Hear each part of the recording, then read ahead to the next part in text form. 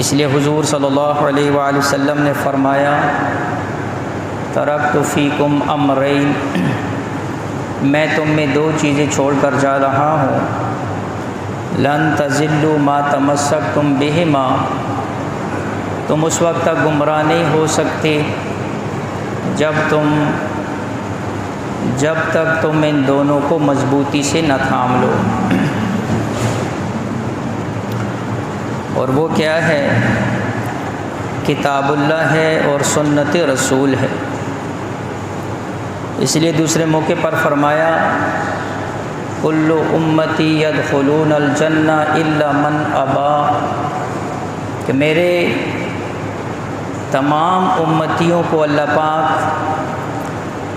جنت میں داخل فرمائیں گے، الا من ابا، مگر وہ جس نے انکار کیا۔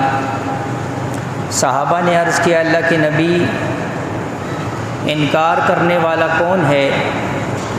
تو فرمایا من اطاعنی دخل الجنہ ومن عصانی فقد ابا، جس نے میری اطاعت کی تو وہ تو جنت میں داخل ہوگا، اور جس نے نافرمانی کی وہ انکار کرنے والوں میں سے ہے۔ اللہ کے نبی علیہ الصلوۃ والسلام نے فرمایا من اکل طیبا، جس نے اپنا کھانا پاک کر لیا، جس کا رزق پاک ہو گیا، وعمل فی سنت، اور میری سنت پر عمل کر لیا، وامن الناس بوائقہ، اور لوگ اس کے شر سے بچ گئے، دخل الجنہ، اللہ اس کو جنت میں داخل فرمائیں گے۔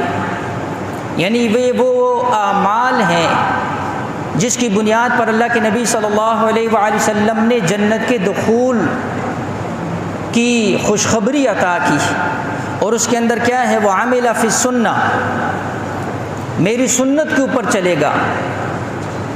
لہٰذا مومن جو ہوتا ہے، ایمان والا جو ہوتا ہے، وہ سنت کو سنت سمجھ کر اس پر عمل کرتا ہے، یہ میرے نبی کا طریقہ ہے، یہ اس ہستی کا طریقہ ہے، یہ اس ہستی کی سنت ہے جس کو رب تعالیٰ نے انبیاء کا امام بنایا، جس کے سر پر اللہ نے ختم نبوت کا تاج سجایا۔